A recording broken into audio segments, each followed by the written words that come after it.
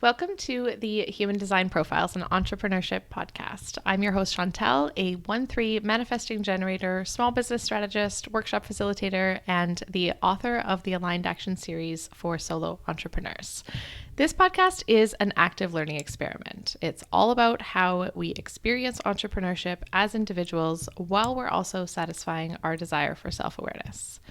Each episode is a profile of a human design enthusiast / business owner who is here to share how their personal profile lines influence their business journey.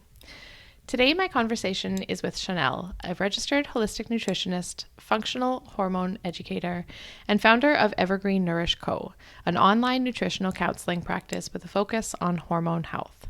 She has nearly a decade of one-on-one experience as a healthcare professional who understands the human complexities when it comes to making habit changes. Chanelle is passionate about helping folks balance their hormones through not only nutrition, but lifestyle as well. In her own life, Chanelle prioritizes wellness by nourishing herself with delicious plant-based foods, lowering her environmental impact and household waste, and slowing down to savor the small things that make life more wonderful. Have a listen while today's guest, Chanelle, a 4-6, shares her story while you read between the lines. Chanelle, how new is human design to you, and what have you loved discovering so far? Yeah, I'm actually very new to human design. I don't really know much about it other than that I'm a 4-6 and a couple other things, like what those lines mean a little bit. I'm definitely open to learning more. What have you loved discovering about your human design so far? Yeah, I think the biggest thing is just kind of tying it into the changes that have happened in my life recently. Mm-hmm. I am a newer business owner. I've only been in business about a year and a half. And I also turned 30 last year. So that was kind of aligned with like that transition. So yeah, I was like surprised and really interested in learning about how that was connected to what my chart was saying. Mm-hmm. Well, that totally resonates in the 6th line sense, where lots of changes happen in your life around the Saturn return around age 30. So that whole 6th line operating as a 3 line up until that point, gathering experiences, and then when the Saturn return hits, bigger shifts are happening. What was that experimental phase like for you career-wise, like pre-30? How did that journey feel? Mm-hmm. So, funny thing is that I was never thinking I'd ever become an entrepreneur. Mm-hmm. It's honestly like quite unexpected. If I would have like asked myself 10 years ago, would you ever have a business? My answer would have been straight up no. I thought I really had like my life all figured out. I actually am a registered dental hygienist as well. I've been Mm-hmm. one for 8.5 years. I'm very part-time now, just 1 day a week. But that was my journey right out of high school. I went straight into university. And actually, people were always asking me, like, why didn't you become a dentist? Well, you have the grades for it. But to me, it was like, well, I don't want to own the business. Like, I don't want to run the office. I just want to have enough independence to use my critical thinking with patients without having to be like the boss or the owner. So I thought that would be my forever career. Very early on, I graduated, I got married, I had my house, I thought I had it all together, but I just like didn't feel aligned with what I was doing, and I was always seeking more. Mm-hmm. And then yeah, a few years ago I just decided this is the time, and all of a sudden I started studying nutrition and completely changed what I was doing for it to now feel really aligned. Mm-hmm. I didn't expect I'd be an entrepreneur. Even when I was studying nutrition, in my head I was still thinking I'll work in someone else's clinic, right? Right. And I realized all of these thoughts of like, oh, I'll never be a business owner. I really realized that resistance to entrepreneurship was actually limiting beliefs Mm-hmm. and fear of failure. Mm-hmm. So until I got past that, my career, probably wouldn't have felt aligned because I always thought I just couldn't be an entrepreneur. I didn't have like role models in my life. Like my parents don't own businesses. So to me, it wasn't very accessible. It didn't feel like me. But it's not until I got past that that I was like, okay, this is like my dream job and I can do it and all of that. So, yeah, I feel like that was what I had to get through to be able to feel aligned with what I do day to day. And what does that alignment feel like to you? Is it a sense that you have in your body, or how do you know day to day that you're feeling aligned? Hmm, that's such a great question because I'm sure it differs between people. Mm-hmm. Um, I think for me, it was just really about aligning my passions with my career and it not being separated all the time. Mm-hmm. Because, health is one of my passions. And as a hygienist, I was able to partially fulfill that. But I also have a passion for the environment. And I also have certain goals that I want for my career. So, what I want it to look like, the type of flexibility that I want. So, yeah, I think to me, feeling aligned is combining my passions with my career and also the whole lifestyle that aligns with my values without my career taking away from me. I really want my career to add to my life versus it feeling like it's taking away from what I want to be doing. Mm-hmm. I can tell even just on your Instagram that the alignment between, say, like the things that you're teaching clients and also things that you're implementing is really there. There's a really authentic feeling to it. You have this sense when you're looking through your content that this is something that you live all the time and not just with clients. Like it's very embodied. Yeah, thank you for saying that. I would hate to just be like an imposter, right? I'm just very real with my clients. Like, I've been through this too, and nobody's perfect. Like, I still have struggles sometimes too. And just being able to, instead of thinking you have to be perfect at one point in time and that'll solve your problems, I Mm. think it's more about making sure that all of these um, different habits for your wellness are really part of your lifestyle so that you can sustain that long term Mm-hmm. in 10 years, 20 years. In a way, my clients are really part of my journey as well. So it's been healing for me as well to be able to help others with their health. That's beautiful. I know that the word guide is really resonant for you, especially as a registered holistic nutritionist. What does being a role model in health and wellness mean to you? Mm-hmm.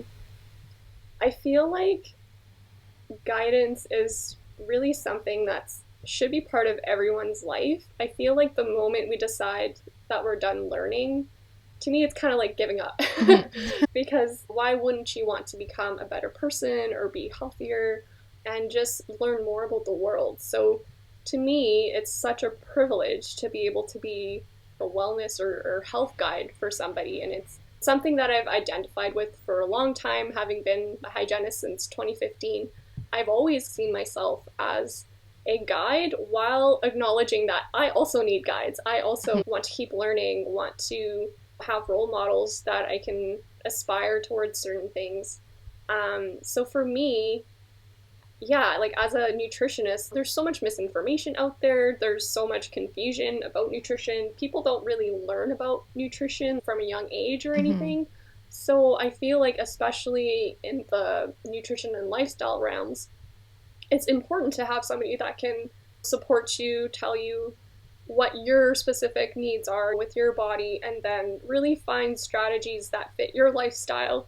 So it's not just a one size fits all approach Mm-hmm. because we are all different, and what you want to do isn't necessarily what someone else with your condition wants to do. Right. So having someone there to guide you, help make that decision because it's empowering when you get to make the decision, right? Versus just being told, do this, do that. Mm-hmm. So for me, being a guide is really being able to be a little blip in the journey that my clients are on so that they can feel empowered. Right. The way that you described that is also very much like the journey to becoming an entrepreneur and that empowerment of not listening to one size fits all advice and all of that. I'm curious, since it is so recent for you, that shift from mostly employee to mostly full time entrepreneur, what has that transition felt like? Because not even 6 lines, the Saturn return period can feel very tumultuous for people. And it feels like that's right around the time when you made these changes. So I'm just curious, like what that experience was like. Yeah, like not gonna lie, it was tough. It was during the beginning of COVID as well, which just added another layer. Yeah. But in a way, it also kind of helped because I wasn't constantly hearing others' opinions. I wasn't seeing people as much. So Mm-hmm. when I was kind of figuring out what I was doing with my life, it was really a time for me to trust myself, trust what I wanted to do, what felt right to me. versus all the noise, right? All my life, I feel like I was always trying to listen to the noise, what people wanted me to be doing, what people expected of me.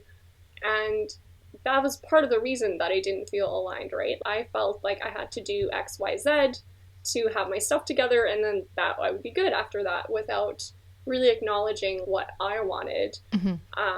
So yeah, during that whole transition, well, first of all, kudos to my husband because he was so freaking supportive, for his wife to just be like, I want to go back to school. It can be tough, and he was just so for it, so supportive. And so that definitely helped, and definitely just trusting myself helped as well. I think we all really turned to online communities during that time because we're going through such a weird time in society with the lockdowns and everything. So definitely just being able to see other women entrepreneurs out there doing their things and seeking advice from them and not feeling so alone in that definitely made me feel like, okay, I can do this. I can have my own online practice, and it's not as overwhelming as I think it'll be. I just need to do it step by step and trust the process and just keep going even when things are tough. Yeah. So yeah, all of a sudden, I was there. It's like you look back and you're like, oh, I did that. Look at all the steps I've been through. Right. So I think that too, just realizing how far I had come. Actually, I'm looking up and on my wall, I have this quote that I wrote down. I have it on my wall and it says, "You didn't come this far just to come this far." And I think that was a really great reminder too when things felt like, what am I doing, right? It just felt like, just keep going. You're doing this for the right reasons, and just trusting the whole process was really important.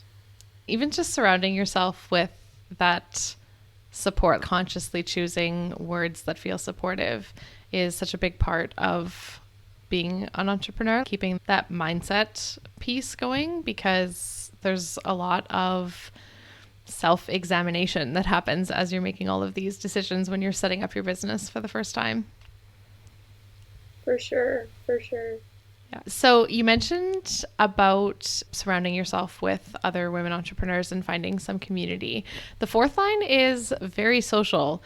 Does that feel true for you, where your fourth line, that networking, community, friendship, relationship aspect is very important? Yeah, definitely. I feel like the online world is kind of different from the real life world, right? So in terms of the connections that you make, yeah, because I am more shy by personality. If I'm out in public, I'm not necessarily someone who's has an easy time approaching folks, whereas online I have a lot easier time making connections, and then that turn into real friendships in real life. So I do feel like there is that bonus with online, is that even if you are shy, you are able to have community and meet people that way that you probably wouldn't have met in real life. Right. And because that was all happening during the COVID times when we weren't really going out much and we were online a lot more, I feel like I did make a lot of connections during those few years, which I still have now. So that was definitely helpful because, yeah, I have friends from high school. My very best friends are long-term friends from high school, but they're not entrepreneurs. So to be able to, yeah, have people online that I can socialize with and learn from and everything has been really, really important, to be able to feel like I can do this. And yeah, and now I do have friends who are entrepreneurs that I made later in life. So that's really awesome to have that in common. Yeah. And I guess a lot of your time is spent online because of having an online practice. So Yeah. obviously balance is a huge component of nutrition, but balance is also a huge component of a lifestyle when you're spending a lot of time online. What's that like for you? How does that feel? Yeah, I definitely feel like that comes in waves where all of a sudden I'm online too much and I realize I need to take a step back because I'm doing a lot of scrolling right now. Online is how I learn about a lot of events happening or businesses that I want to support and just keeping up with people that I care about. So it definitely is a challenge for sure when you have a business that primarily markets itself online. Definitely you have to keep yourself in check of how much time am I spending just mindlessly scrolling versus actually creating content, meeting people, making connections, getting clients online. So yeah, definitely it's something that I'm always working on because I will have ebbs and flows with that. And I think it's just kind of the way of the world now. Like we've just been so accustomed to being online so much. So we do reach for our phones when we're bored or when we just need that dopamine hit. So yeah, it's just being aware of it's the first step for sure. And then finding tools that can replace the reaching of the phone, social media, like things like reading or meditation or journaling, and just remembering to do real life connections as well, like having a night with your friends versus just texting, right? So yeah. I think those things all help me not spend too much time online because it can be definitely difficult when you are online so much for your work. And so do you meet with all of your clients online or do you meet with anyone in person? My practice is fully online. I don't have a physical space. So yeah, so all of my sessions are through the Jane software online. So it's a little different definitely than an in-person, right? Like for dental hygiene, it's always in person, right? That's to access the mouth. So in that way, it is different. And I was kind of curious too, like how it would be in terms of how connected I would feel, or because I have great conversations with my in-person dental patients, but I do find that there is something special with online where it really just feels like it's just the two of you in like this little world without any distractions, right? To my surprise, it still does feel like you still really do connect with a virtual appointment. And my clients have said the same. It's cute. A couple of them have said in their feedback forms, like, the only thing that could have made it better is hanging out in person. So, I mean, everybody's different with that too, but I think you still get that same, you almost become friends because, you get that level of connection of getting to know someone over X amount of months. It definitely still gives me that connection that I crave for sure. And it sounds actually like you were talking earlier about how you made a lot of online friends first that became in real life friends, like that maybe there's a comfort for you in that developing an online relationship first, like maybe more of like an introvert, maybe that is something that feels really good for you that you've discovered. I would say so for sure. I just feel like online you can formulate your thoughts more, whereas in person, obviously, like the awkwardness comes out and then all of a sudden you stumble on your words, right? So yeah, and I love writing. So, writing messages to me is very intentional. Developing a relationship from that intention can be really sacred and really special. Absolutely. So you mentioned earlier that you are still working part-time and you have your business. Is it a goal to always keep one aspect of that, or is it a goal to transition into full-time entrepreneurship? Yeah, I am wearing too many hats right now. So eventually I do want the business to be the priority. I have a few more months actually of university as well. I'm getting a degree in environmental health. That definitely has taken a lot of my energy, a lot of my time. But I've just learned so much to add to my business. On top of my nutrition training, I learned a lot about how our environment impacts our health and everything. So I've already started, incorporating a lot of that because I'm almost done my degree. I think definitely once I'm done that, it'll feel like such a relief because I'll have a lot more time dedicated to my business. For dental hygiene, I'm only there 1 day a week. So it is pretty nice because I get to see my regulars still. I just renewed my license for this year for dental hygiene, so I will do it 1 more year for sure. And then it's kind of up in the air, like after that, what it'll look like. Again, just gonna trust my gut, just, what feels aligned. Yeah. Because like that's my OG baby career, right? It does become part of your identity. So it is difficult, to let go sometimes, but I also know that it will be at one point time to let go. Yeah. For now, I like seeing my patients that I've seen for 8.5 years. I have a lot of relationships with them, but eventually I will fully transition to nutrition. When it's the right time. Yes. Yeah. There's actually a lot of people that I interviewed for this show that have some element of part-time something else, or they're doubling as an entrepreneur, freelancer, and then they also have another career. Entrepreneurship takes so many different forms, and I'm curious about how, I guess, different profiles maybe want different things. I could see a 4/6 wanting to keep that community of in-person as well as the online community of clients too, right? So I only learned this about myself later in life, but as chaotic as doing all these things can be, university and 2 careers and a business, I actually really enjoy variety in my days. I really enjoy the flexibility and having like the creative aspect as well. With dental hygiene, I'm quite limited creatively, so like I couldn't really, fulfill that value of mine. But yeah, being able to do different things, I think just gives me a certain balance in life where I don't feel stuck. And so I have really enjoyed like these last few years doing different things has been huge, even just like for my mental health. And yeah, it definitely fulfills me a lot more than doing something 100% of the time. yeah, I know a lot of people can relate to that. And you mentioned that human design is newer to you. Is there anything else that you've learned in your chart that you're maybe curious about exploring next, or anything that feels particularly resonant? Probably there is, but I don't know about it. I can see how this applies to my recent life, right? But I don't even really know what like being a projector means, and stuff like that. So I'm sure there's a lot more I could learn. Yeah, projector is your type. So that makes sense too, with needing to honor rest, like, and find that balance. I definitely recommend for people who are newer to human design to learn one thing at a time.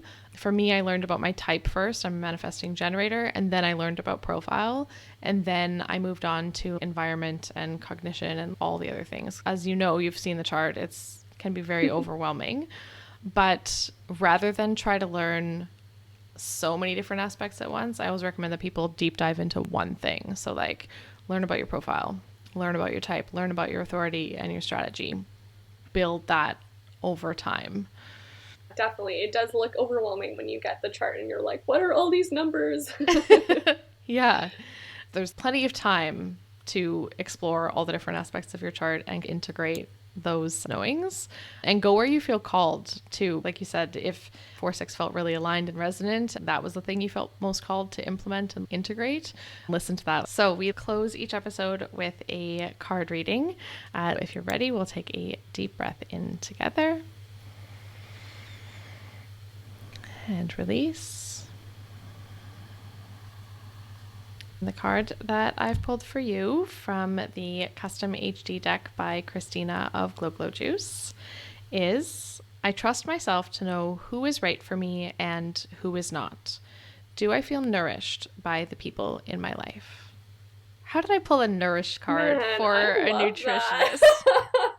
And the whole trust, theme that we've been talking about this whole episode. Intuition is spot on today. That's amazing. I love it. Everyone listening from everywhere can connect with you. Where should they go to do that? Absolutely. So I am mostly on Instagram at Chanelle Lagasse. And I do also have an Instagram for the clinic itself. It's new. There's not much on there, but it's at Evergreen Nourish Co. And my website has everything linked on there. It's www.evergreennourishco.com.